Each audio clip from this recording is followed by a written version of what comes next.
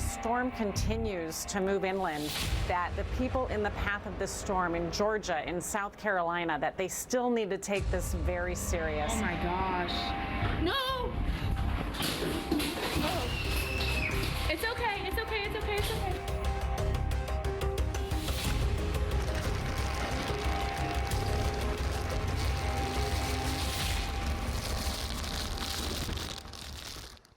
It's a really scary moment there, that tree coming down onto the house. On the house, right? Yeah. Very scary. Well, we have a lot of scenes like that from this storm. Idalia continues to produce a lot of damage into parts of Georgia and the Carolinas, and Florida is beginning to see things slowly subside, although there's still some high water for some.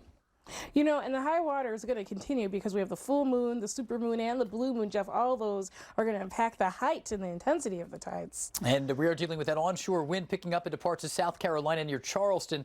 And we have our eyes there as now the flood gauge is reporting minor flooding, but the river continues to rise. The Copper River there that continues to dump down into the area around Charleston Harbor.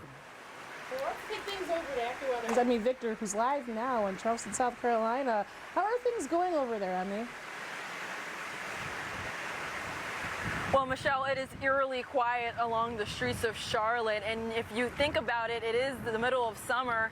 This is normally a time where vacationers are filling up the streets, checking out major sites in the city like Rainbow Row, but there is nobody out here. The rain is really coming down, the wind is really picking up, and just about everyone who moved around earlier today.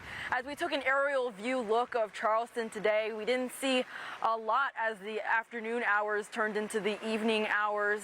But what we're really seeing now are just vacationers who are staying in, telling us, I've spoken to couples from Milwaukee as well as Nashville today, who are saying that they just want to stay indoors. They are not from areas where they experience hurricanes or tropical storms, and they want to take the advice of officials and stay indoors. But I've also spoken to residents who know this area, knows how hurricanes and tropical storms can cause flooding, and they wanted to get themselves prepared by grabbing sandbags. Take a listen.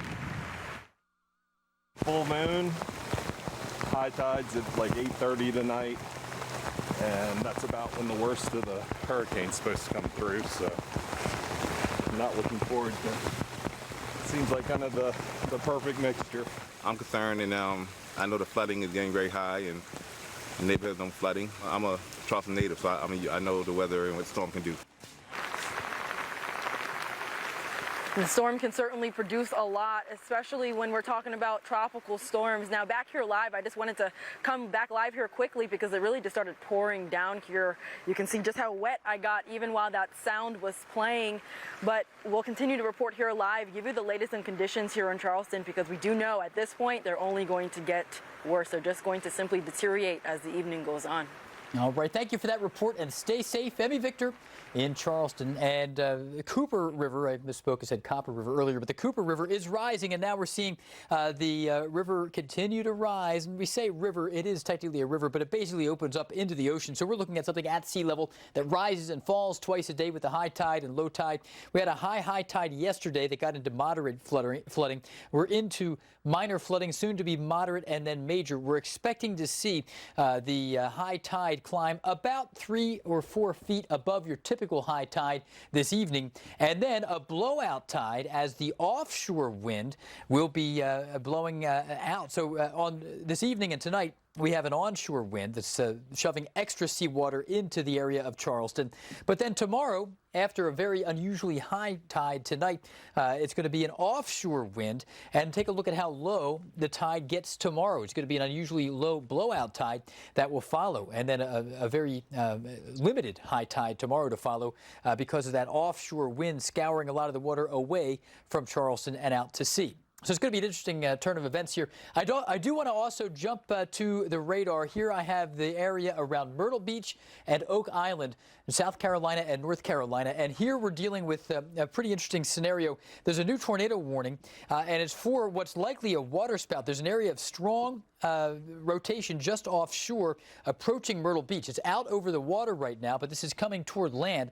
And again, in advance of that, because of the strong likelihood that this is producing a bona fide waterspout right now, this area of rotation is going to continue to come toward the coastline and is likely to make landfall, if you will, just to the east of North Myrtle Beach. So this area is under a tornado warning. Horry County and southwestern Brunswick County of North Carolina, that's Horry County in South Carolina, the eastern slab just east of North Myrtle Beach, facing an onshore moving waterspout that's likely to produce a tornado over land. And then this other cell that we've been tracking near Boiling Spring Lakes had a period of pretty significant rotation, and it really looks like most of that now is pulling away to the north, and a much more limited threat there. More concerned about the area just east of North Myrtle Beach for a landfalling waterspout here, and that's the reason for that Horry County tornado warning. Michelle, what's going on out there in the Carolinas? You know, and I mean, the problem with these tornadoes, Jeff, is that you can't see them because a lot of them are rain wrapped. So you're seeing the evidence of that on the radar, but that's out to sea.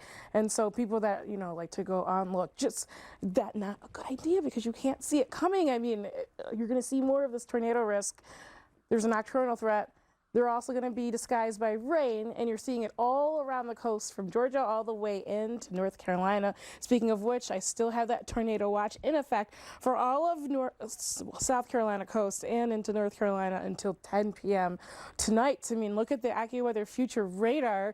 By the 10 p.m. hour, this is going to continue to make its way into portions of the PD or the northeastern coast or side of North Carolina with those heavy rains.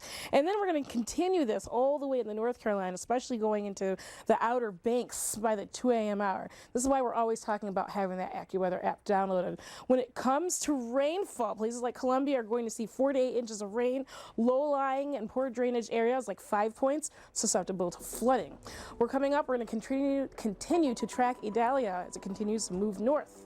Don't go anywhere.